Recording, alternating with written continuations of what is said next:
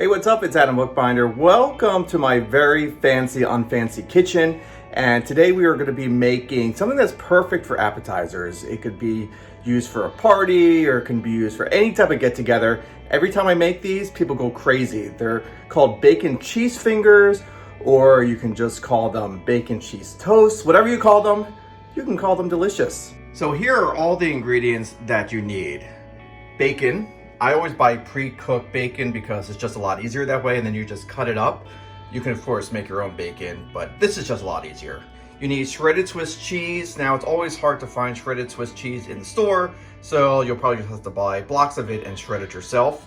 Celery salt, some yellow onion, mayo, and this is what it goes on, the cocktail rye bread.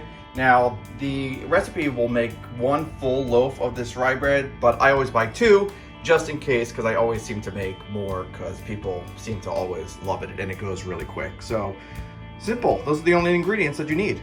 Now first thing you want to do is cut up all of your pre-cooked bacon. So what I usually do is take these pieces and tend to cut them in half first, and then from there you can cut them into little, just tiny little pieces, just like mini bite-sized pieces, which will go into this nice mixture, and just cut it up, and then just throw all of your pieces of bacon in a bowl.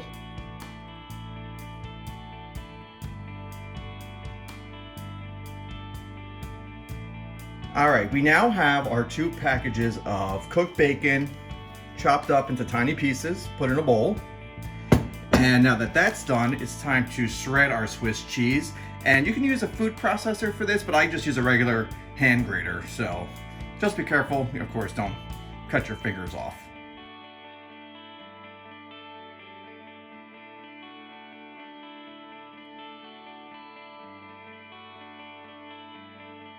So we now have about 1.5 12-ounce blocks of Swiss cheese shredded. Now it is time to add the grated onion. So we'll take the onion, we'll grate it on the grater as well, put that in, and after that it'll be time for the mayo.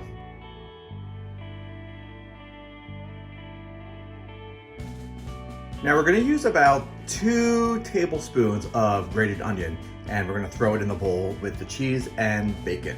So we now have our 2 tablespoons of grated onion in with the cheese and bacon, and now we're going to add the mayo.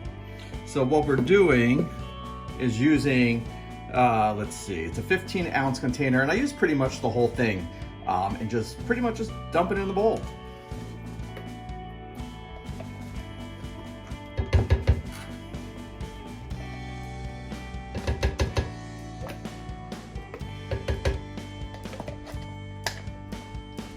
And now just stir it.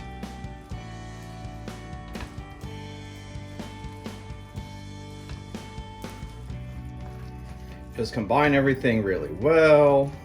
Get all the bacon from the bottom there. You'll see it'll start coming together.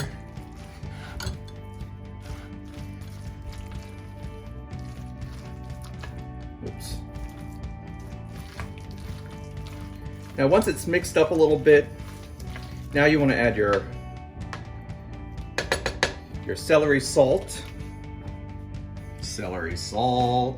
And you want to add about 1 teaspoon of celery salt. So we're just going to dump it in, maybe a little less than a teaspoon, and now just mix it together, and that's it. This is what it'll look like. And now put it in the fridge. I like to have it refrigerated for at least, like, I don't know, 2 to 3 hours or so. That actually really helps all the flavors melt together. I even sometimes make it a day before and then keep it refrigerated overnight, and it's even better. So now that the mixture has been in the refrigerator for at least a couple hours, now it is time to load the little breads up, the cocktail rye bread with the, oh my god, it's so good, with this mixture. And you can do about a teaspoon, so it can make a pretty good amount. Try to get a loaf and a half if possible.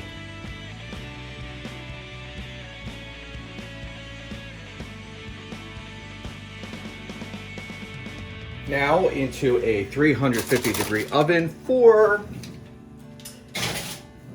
about about 10-15 minutes until nice and golden brown. All right, so it's been about 10-15 minutes. Time to take it out of the oven. Oh, perfect. This is exactly what they should look like. Nice and golden brown and melted. All that's left is to eat them. Just know they're gonna be the first thing to go. Enjoy.